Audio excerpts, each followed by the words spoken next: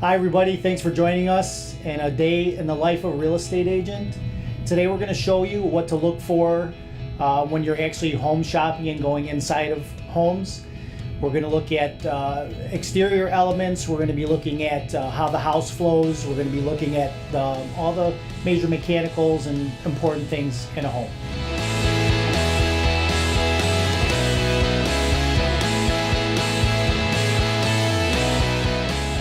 All right, we're getting ready to go inside. Yvette's already in. She's going to talk to us about the flow and functionality of the house. So here we are at the kitchen. This is the most important part of the house, and the reason why is because this is the heart of the house. This is where usually everybody gets together, and this you have to be very careful because you have to make sure that it fits the needs of you and your family.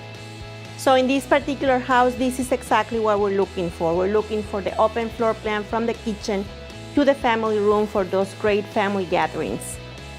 One of the things I like to look at is the flow of the kitchen, the quality of the appliances, the quality of the cabinetry. And as silly as this sounds, having a window by the kitchen sink is awesome. That's a point where you can watch what's happening with your kids and your pets outside. And also, it's nice to have a little sunshine coming in when you're working in this area. We're here by the furnace. Furnaces usually get 20 to 25 years of useful life if they're well maintained. This particular furnace does look like it's been maintained well. This is the water heater.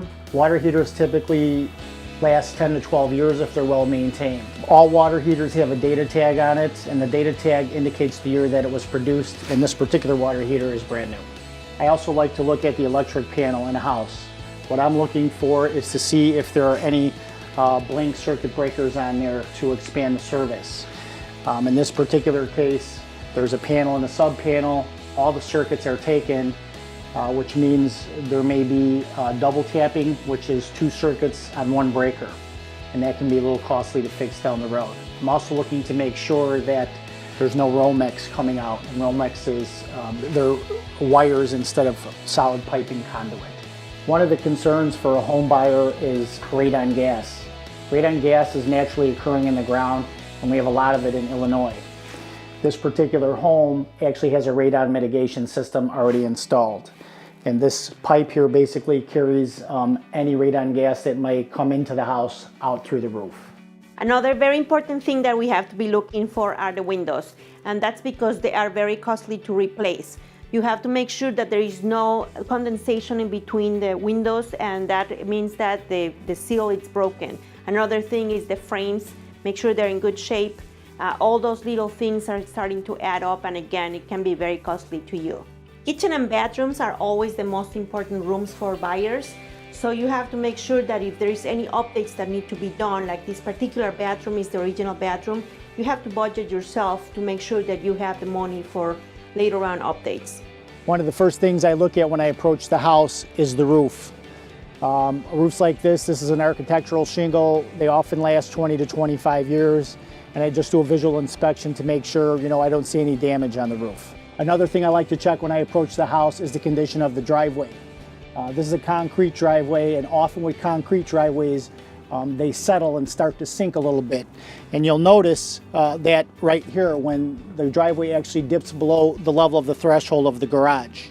There is a process called mud jacking where they do raise the level of the concrete, and this particular homeowner, it looks like they have done it with this drill hole here, and they run all the way along. So they actually have done this process already. I like to walk the exterior of the house too. I check the condition of the bricks and mortar. I check for any cracking.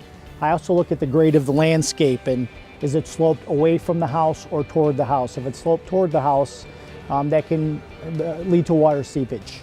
I always encourage my home buyers to take a good look at the backyard to make sure the backyard has the size that they're looking for, the functionality that they're looking for, and other features like, do they need a fenced yard, do they have pets, etc. Thank you for joining us today. There are so many more components of a house. We've just scratched the surface, which is why we always recommend, as you move forward with the home purchase, you hire a qualified home inspector. It also is in your best interest to find real estate agents that have a little bit better depth of knowledge and are looking out for your best interests. That's all silly.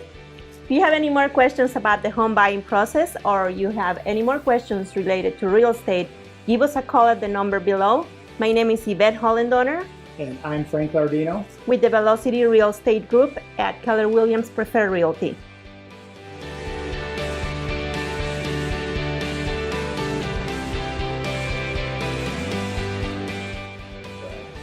She's gonna go. And now it's not. And we're looking this Oh, way. Jesus, I was just gonna hit you. Well, actually, you'll be looking at Yvette, and Yvette. But that's us, silly. If you have any more questions about the buying process or any particular real estate questions, give us a call at the number below or send us an email. Perfect. Let's do it one more time. Oh, I like this.